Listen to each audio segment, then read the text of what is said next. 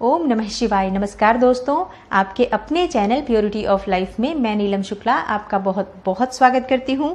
दोस्तों, मार्गशीर्ष मास की शुक्ल पक्ष की जो एकादशी तिथि होती है उस एकादशी को मोक्षदा एकादशी के नाम से जाना जाता है। और जैसे कि नाम से ही पता चलता है, मोक्षदा अर्थात मोक्ष दिलाने वाली, मोक्ष देने वाली एकादशी।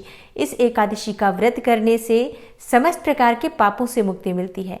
जो भी मनुष्य इस व्रत को धारण करता है उसके पूर्वजों को भी मोक्ष की प्राप्ति होती है और वो मनुष्य भी समस्त प्रकार के सुखों का भोग भोग कर अंत समय में मरणोपरांत विष्णु लोक को प्राप्त करता है।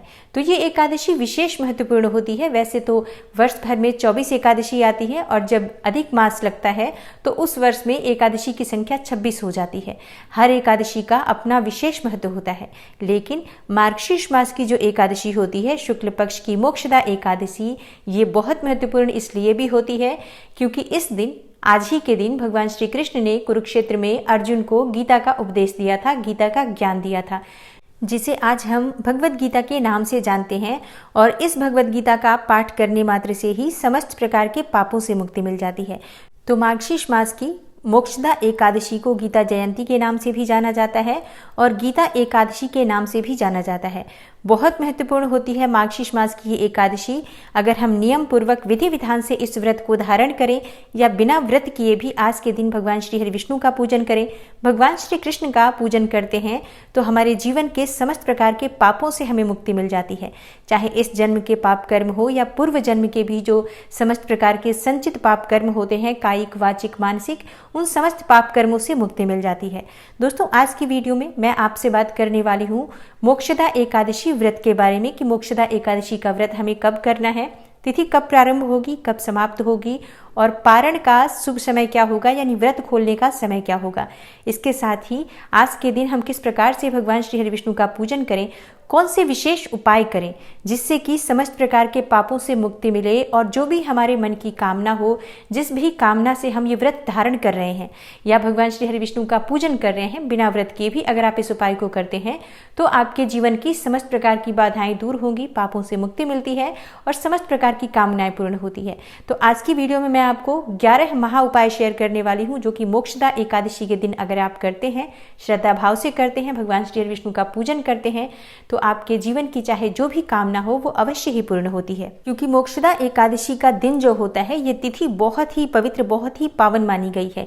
इस दिन किया गया एक छोटा सा भी उपाय, एक छोटा सा भी पूजा का जो फल होता है वो हमें बहुत ही शीघ्र प्राप्त होता है और कई जन्मों तक हमें इसका फल प्राप्त होता है और शीघ्र ही हमारी मनोकामनाओं को पूर्ण करने वाला होता है। तो वीडियो को पूरा जरूर देखिए और अगर आपको आज की वीडियो अच्छी लगे तो लाइक भी जरूर कीजिए, शेयर भी जरूर कीजिए फैमिली फ्रेंड्स के साथ। और चैनल पर पहली बार आए हैं, अगर अभी तक आपने चैनल को सब्सक्राइब नहीं किया है तो आज की वीडियो अगर आपको अच्छी लगे तो चैनल को सब्सक्राइब कर लीजिए और बेल बटन को भी प्रेस कर लीजिए। इससे ये होगा कि इस चैनल पर जो नई वीडियो अपलोड होंगी उनकी नोटिफिकेशन आपको सही समय पर प्राप्त हो जाएगी। बात करते हैं सबसे पहले कि मोक्षदा एकादशी कब है, एकादशी की तिथि कब प्रारंभ होगी, कब समाप्त होगी और व्रत हमें किस दिन करना है। देखिए, मोक्षदा एकादशी की तिथि प्रारंभ हो जाएगी 13 दिसंबर की रात्रि में 9:32 पर और समाप्त हो रही है 14 दिसंबर को रात में 11:35 पर। तो सूर्योदय कालीन तिथि हमें प्राप्त हो रही है 14 दिसंबर को, यानी मंगलवार के दिन। तो व्रत हम मंगलवार को धारण करेंगे, यानी कि 14 दिसंबर को मोक्षदा एकादशी का व्रत धारण किया जाएगा। और अब बात करते हैं कि पारण यानी व्रत खोलने का जो सबसे शुभ मुहूर्त है वो कब है। 15 दिसंबर को द्वादशी तिथि में हम इस व्रत का पारण करेंगे जो कि सुबह 7:05 से लेकर 9:09 तक होगा। दोस्तों, एकादशी व्रत का जो पारण होता है द्वादशी तिथि समाप्त होने से पहले कर लेना चाहिए और द्वादशी तिथि प्रारंभ हो रही है 14 दिसंबर को रात को 11:36 पर और समाप्त हो रही है 15 दिसंबर को मध्य रात्रि में 2:02 पर। तो पारण का सबसे शुभ मुहूर्त जो सुबह का मैंने बताया आपको 15 दिसंबर को सुबह 7:05 से लेकर 9:09 तक है। लेकिन अगर किसी भी कारणवश आप इस समय में पारण नहीं कर पाते हैं तो दोपहर में 1 बजे से 4 बजे के बीच में आप पारण कर सकते हैं, क्योंकि पूरे ही दिन द्वादशी तिथि है। अब बात करते हैं कि आज हम कौन से विशेष उपाय करें जिससे कि हमारे मन की समस्त कामनाएं पूर्ण हो जाएं। और अगर हम व्रत करते हैं तो भी भगवान श्री हरि विष्णु की कृपा हमें प्राप्त हो, और बिना व्रत किए भी अगर हम भगवान श्री हरि विष्णु का पूजन करते हैं, पूरे श्रद्धा भाव से इस उपाय को करते हैं, तो निश्चित ही भगवान श्री हरि विष्णु की असीम कृपा हमें प्राप्त होती है और हमारे मन की समस्त कामनाएं पूर्ण होती हैं। दोस्तों, मोक्षदा एकादशी को गीता जयंती या गीता एकादशी के नाम से भी जाना जाता है, इसलिए आज के दिन भगवद गीता का पाठ करना बहुत ही श्रेष्ठ माना जाता है। भगवद गीता का पाठ अगर आप आज प्रारंभ करना चाहते हैं, जैसे कि बहुत समय से आप सोच रहे हो कि भगवद गीता का पाठ करना है और नहीं कर पा रहे हो, तो आज से आप इस पाठ को करना प्रारंभ कर सकते हैं कि प्रतिदिन आप भगवद गीता का पाठ करेंगे। और अगर आप आज पूरा भगवद गीता का पाठ करते हैं तो इससे आपके मन की समस्त कामनाएं पूर्ण होती हैं। अगर आप पूरा नहीं कर पाते हैं तो जितना भी संभव हो 1 अध्याय या 2 अध्याय आज आपको भगवद गीता का पाठ अवश्य करना चाहिए। भगवान श्री हरि विष्णु के सामने शुद्ध घी का दीपक प्रज्वलित करके विधि विधान से उनका पूजन करने के बाद वहीं बैठकर अगर आप भगवद गीता का पाठ करते हैं, यकीन मानिए आपके जीवन की समस्त परेशानियां दूर होती हैं और समस्त मनोकामनाएं पूर्ण हो जाती हैं। दोस्तों, आज के दिन भगवद गीता की पुस्तक का दान करना भी बहुत श्रेष्ठ माना जाता है। तो आज के दिन आप भगवद गीता की कुछ पुस्तकें किसी धर्म स्थान में दान करें, किसी वेद पाठी ब्राह्मण को दान करते हैं, किसी पुजारी को दान करते हैं, तो बहुत ही श्रेष्ठ फल की प्राप्ति होती है। हमेशा भगवद गीता की किताब या किसी भी धर्म की किताब, जो हम धर्म ग्रंथ की किताब किसी को दान करते हैं, तो ऐसे व्यक्ति को ही दान करना चाहिए जो उसका सदुपयोग करे, यानी कि जो उसका पाठ करे। तो इस बात का भी आपको ध्यान रखना चाहिए कि जब आप पुस्तक का दान करते हैं, ऐसे ही किसी को ना दें, उसी व्यक्ति को दें जो उसे पढ़ने में रुचि रखता हो। अगला जो आपको उपाय करना है वो भगवान श्री हरि विष्णु के पूजन के दौरान, जब भगवान श्री हरि विष्णु का आप विधि विधान से पूजन करते हैं, वहीं पर आपको थोड़े से पीले फल अर्पित करने हैं और इसके साथ ही कुछ अनाज अर्पित कर दीजिए। गरीबों को दान करना है इन चीज़ों का, तो कुछ पीले वस्त्र भी आप अर्पित कर सकते हैं, पीले फल, पीली मिठाई अर्पित करें और पूजा के बाद, यानी कि अगले दिन एकादशी के दिन पूजा करें और द्वादशी के दिन ये फल, अनाज और वस्त्र जो आपने अर्पित किए हैं, कुछ धन के साथ आप किसी गरीब को दान कर सकते हैं, किसी गरीब ब्राह्मण को दान कर सकते हैं या फिर किसी ज़रूरतमंद को भी दे सकते हैं। दोस्तों, आज के दिन भगवान श्री हरि विष्णु की जब हम पूजा करते हैं तो साक्षात स्वरूप में पीपल को माना जाता है, श्री कृष्ण का स्वरूप माना जाता है पीपल को। जैसा कि भगवान श्री कृष्ण कहते हैं, वृक्षों में मैं पीपल हूँ, तो पीपल की पूजा करने से साक्षात श्री हरि विष्णु का पूजन हो जाता है। तो आज के दिन प्रातःकाल पीपल में जल अर्पित करें, वहाँ दीप दान करें और भगवान श्री हरि विष्णु के नाम का मंत्र का पीपल के नीचे बैठकर ही, पीपल की छाया में बैठकर अगर आप जप करते हैं या भगवद गीता का पाठ करते हैं, विष्णु सहस्त्र नाम का पाठ करते हैं, तो इससे आपके पितरों की आत्मा को शांति मिलती है, पितरों को मोक्ष मिलता है और भगवान श्री हरि विष्णु की कृपा से आपके जीवन में सुख समृद्धि की प्राप्ति होती है, समस्त कामनाएं पूर्ण होती हैं। दोस्तों, मोक्षदा एकादशी के दिन तुलसी की पूजा अवश्य करनी चाहिए। वैसे भी प्रतिदिन तुलसी पूजा करनी चाहिए, पर जब हम एकादशी के दिन तुलसी की पूजा करते हैं तो विशेष रूप से भगवान श्री हरि विष्णु और माँ लक्ष्मी की हमें कृपा प्राप्त होती है। तो तुलसी के पौधे के पास आपको शाम के समय दीप दान करना है। आप शुद्ध घी का दीपक प्रज्वलित करें और कम से कम 11 परिक्रमा तुलसी की करें। कई लोगों का प्रश्न आता है कि तुलसी के पास परिक्रमा की जगह नहीं है तो किस प्रकार से परिक्रमा करें। एक ही जगह पर जहाँ पर आपने खड़े होकर माँ तुलसी को दीप दान किया है, मंत्र जप किया है, उसी जगह पर खड़े होकर आप क्लॉकवाइज परिक्रमा कर सकते हैं 7 बार, 11 बार अपनी इच्छा के अनुसार। जिस प्रकार से हम सूर्य देव को अर्घ्य देते हैं और जल अर्पित करने के बाद परिक्रमा करते हैं, उसी प्रकार से आपको तुलसी के सामने भी परिक्रमा करनी चाहिए, अगर जगह नहीं है आपके पास परिक्रमा की तो तुलसी पूजा आप विशेष रूप से आप करें और तुलसी में पीले पुष्प अर्पित करें, लाल पुष्प अर्पित करें। विधि विधान से आप तुलसी की पूजा करने के बाद तुलसी स्तोत्र या तुलसी नामाष्टक का पाठ करते हैं या भगवद गीता के श्लोक का पाठ करते हैं, तो इससे आपके मन की जो भी कामना हो माँ तुलसी की कृपा से वो अवश्य पूर्ण होती है। दोस्तों, मोक्षदा एकादशी के दिन भगवान श्री हरि विष्णु को जो भोग अर्पित करते हैं, अगर आप भोग स्वरूप मखाने की खीर का भोग अर्पित करें, उसमें थोड़ा सा केसर डालें और तुलसी दल के साथ अगर आप भगवान श्री हरि विष्णु को ये भोग अर्पित करते हैं तो आपके मन की समस्त कामनाएं पूर्ण होती हैं। क्योंकि भगवान श्री हरि विष्णु को मखाने की खीर में अगर हम तुलसी दल डालकर अर्पित करते हैं तो शास्त्रों के अनुसार मनुष्यों की समस्त मनोकामनाएं पूर्ण हो जाती हैं। आज के दिन दोस्तों भगवान श्री हरि विष्णु का अभिषेक करना चाहिए, लेकिन जब आप अभिषेक करते हैं, अगर आपके घर में दक्षिणावर्ती शंख है तो इस शंख में आपको थोड़ा सा कच्चा दूध और केसर डालकर और इसी शंख के द्वारा भगवान श्री हरि विष्णु का अभिषेक करना चाहिए। भगवान श्री हरि विष्णु का कोई भी स्वरूप आपके पास है, चाहे तो शालिग्राम की शिला हो या फिर भगवान श्री हरि विष्णु का चतुर्भुज स्वरूप हो, लड्डू गोपाल जी हो, जिस भी स्वरूप की आप पूजा करते हैं उनका अभिषेक अगर आप विधि विधान से करते हैं, उन्हें पीले वस्त्र अर्पित करें। उसके बाद से आप उन्हें श्रृंगार अर्पित करें, पीले पुष्पों से उनकी पूजा करें।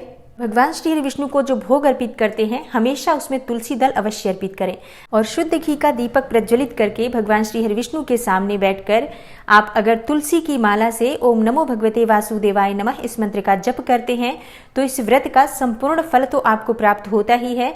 भगवान श्री हरि विष्णु की असीम कृपा आपको प्राप्त होती है और आपके मन की चाहे जो भी कामना हो भगवान श्री हरि विष्णु की कृपा से वो अवश्य पूर्ण होती है। दोस्तों इस बार जो मोक्षदा एकादशी है मंगलवार के दिन है, तो हनुमान मंदिर जरूर जाएं। हनुमान मंदिर जाकर हनुमान जी की पूजा करें, उनके सामने शुद्ध घी का या चमेली के तेल का आप दीप प्रज्वलित कर सकते हैं, बूंदी के लड्डू का भोग अर्पित करें और भगवान हनुमान जी के सामने आपको ओम राम रामाय नमः इस मंत्र का जप करना चाहिए यथासंभव। भगवान श्री राम के नाम से हनुमान जी की कृपा बहुत शीघ्र प्राप्त होती है। भगवान श्री राम का नाम अगर हम हनुमान जी के सामने लेते हैं तो हनुमान जी इतने प्रसन्न होते हैं कि हमारे मन की समस्त कामनाएं पूर्ण कर देते हैं। तो इस बार बहुत ही शुभ अवसर है, मंगलवार के दिन ये एकादशी तिथि है, तो आपको पूजा हनुमान जी की भी जरूर करनी चाहिए। श्री हरि विष्णु की जब हम पूजा करते हैं तो माँ लक्ष्मी के साथ करनी चाहिए। संयुक्त रूप से श्री हरि विष्णु और माँ लक्ष्मी की आराधना करने से घर में सुख समृद्धि आती है, दाम्पत्य जीवन मधुर रहता है, परिवार के सभी सदस्यों के बीच प्रेम बना रहता है। और श्री हरि विष्णु सहित माँ लक्ष्मी की हम जब पूजा करते हैं तो गरुड़ वाहिनी लक्ष्मी हमारे घर में वास करती हैं, जो कि कभी भी हमारे घर से नहीं जाती हैं, हमेशा हमारे घर में धन संपदा भरी रहती है। इसलिए आज विधि विधान से भगवान श्री हरि विष्णु का पूजन करें, उनके सामने कुछ पैसे अर्पित करें। आप 21 रुपया, 51 रुपये या फिर आप 11 रुपये अर्पित कर दीजिए और जब पूजा पूर्ण हो जाती है आपकी तो उसके बाद एक पीले या लाल कपड़े में बांधकर ये आप अपने धन रखने के स्थान पर रखते हैं तो जीवन पर्यंत आपको धन का अभाव नहीं होता। तो ये उपाय आप एकादशी पर जरूर करें। और धन प्राप्ति के लिए एक बहुत ही विशेष उपाय और भी है कि आज आपको भगवान श्री हरि विष्णु की पूजा में पान के पत्ते अर्पित करने हैं। पान का पत्ता खंडित नहीं होना चाहिए, बिल्कुल शुद्ध साफ सुथरा पान का पत्ता हो। उस पर आपको कुमकुम से श्रीम लिखना है, जो माँ लक्ष्मी का बीज मंत्र है श्रीम, ये मंत्र आपको उस पत्ते पर लिख देना है। और उसके बाद आप वहीं बैठकर भगवान श्री हरि विष्णु के नाम का मंत्र का जप करें, माँ लक्ष्मी के मंत्र का जप करें। आज के दिन कनक धारा स्तोत्र या श्री सूक्त का पाठ अगर आप करते हैं तो माँ लक्ष्मी की अपार कृपा आपको प्राप्त होती है। जब आपकी पूजा पूर्ण हो जाती है तब आप ये पान का पत्ता आप अपने धन रखने के स्थान पर रखें, जहां पर भी आप पैसा रुपया संचित करते हैं ऐसी जगह पर आपको ये पान का पत्ता रखना है। इस पान के पत्ते को अगर आप हर एकादशी पर, जैसे कि इस एकादशी पर आपने पूजा की, ये पान का पत्ता रखा, अगली एकादशी पर आप ये पान का पत्ता निकाल दें और दूसरे पान के पत्ते को इसी प्रकार से पूजा करने के बाद रखते हैं, तो हर एकादशी पर अगर आप ये उपाय करते हैं तो कभी भी आपके जीवन में धन का अभाव नहीं होगा। चाहे आप कितने भी धन के अभाव में हो, इस उपाय को हर एकादशी पर करें और शीघ्र ही अपने जीवन में बहुत ही बड़ा बदलाव देखेंगे। दोस्तों मोक्षदा एकादशी समस्त प्रकार की कामनाओं को पूर्ण करने वाली एकादशी है। तो आज के दिन अगर आपको संतान प्राप्ति की कामना है तो संतान गोपाल मंत्र का अधिक से अधिक जप करना चाहिए। आज के दिन लड्डू गोपाल जी की पूजा करें। भगवान श्री हरि विष्णु का जो बाल स्वरूप होता है लड्डू गोपाल जी, उनके विग्रह की, उनकी प्रतिमा की विधि विधान से पूजा कीजिए। पीले वस्त्र उन्हें अर्पित करें, पीले फूलों से उनकी पूजा करें और भगवान श्री हरि विष्णु के सामने शुद्ध घी का दीपक प्रज्वलित करके उसके बाद वहीं बैठकर आप संतान गोपाल मंत्र का जप करें। संतान गोपाल मंत्र है ओम देवकी सुत गोविंद वासुदेव जगतपते देहि मे तनयम कृष्णम त्वामहम शरणम गते। इस मंत्र का आप यथासंभव जप कर सकते हैं। आज से प्रारंभ करके हर रोज मतलब आप इस मंत्र का जप करते हैं तो शीघ्र ही भगवान श्री कृष्ण की कृपा से आपके घर में लड्डू गोपाल स्वरूप में बालक का आगमन होता है, योग्य और उत्तम संतान की प्राप्ति होती है। और अगर शीघ्र विवाह की कामना है, मन चाहे जीवन साथी की कामना है, तो आज आपको चाहिए कि आज आप राधा कृष्ण की प्रतिमा की संयुक्त रूप से पूजा करें। भगवान श्री कृष्ण को पीले पुष्प अर्पित करें और राधा रानी को लाल पुष्प अर्पित करें। आज के दिन आपको चाहिए कि भगवान श्री कृष्ण और राधा रानी का अगर कोई मंदिर हो आपके घर के आसपास तो जरूर जाएं, दर्शन करें। वहां जाकर आप भगवान श्री कृष्ण को मोर पंख और बांसुरी अर्पित करें। वहीं पर आप थोड़े से केले का भोग अर्पित करें भगवान श्री कृष्ण को और प्रार्थना करें कि शीघ्र ही आपके जो विवाह में बाधाएं आ रही हो वो दूर हो और शीघ्र विवाह संपन्न हो और योग्य और उत्तम जीवन साथी की प्राप्ति हो, आगे भी चलकर आपका वैवाहिक जीवन सुखमय हो, इसके लिए श्री कृष्ण और राधा रानी से प्रार्थना करते हैं तो आपके मन की इच्छा अवश्य पूर्ण होती है। तो दोस्तों ये कुछ विशेष उपाय हैं जो मोक्षदा एकादशी के दिन अगर आप करते हैं तो आपके जीवन की समस्त कामनाएं अवश्य पूर्ण होती है, क्योंकि आज का दिन बहुत विशेष होता है, बहुत महत्वपूर्ण होता है और बहुत ही पवित्र तिथि मानी जाती है एकादशी की तिथि। आज के दिन की गई पूजा प्रार्थना शीघ्र ही स्वीकार्य होती है और बहुत ही शीघ्र आज की गई जो प्रार्थना होती है उसका फल हमें प्राप्त होता है। तो आशा करती हूँ आज की वीडियो से आपको लाभ अवश्य होगा और अगर आपको आज की वीडियो अच्छी लगी हो तो लाइक ज़रूर कीजिए, शेयर भी ज़रूर कीजिए फैमिली फ्रेंड्स के साथ। और चैनल पर पहली बार आए हैं, अगर अभी तक आपने चैनल को सब्सक्राइब नहीं किया है तो आज की वीडियो अगर आपको अच्छी लगी हो तो चैनल को सब्सक्राइब कर लीजिए और बेल बटन को भी प्रेस कर लीजिए। इससे ये होगा कि इस चैनल पर जो नई वीडियो अपलोड होंगी उनकी नोटिफिकेशन आपको सही समय पर प्राप्त हो जाएगी। मैं मिलती हूँ आपसे अगली वीडियो में, तब तक के लिए नमस्कार।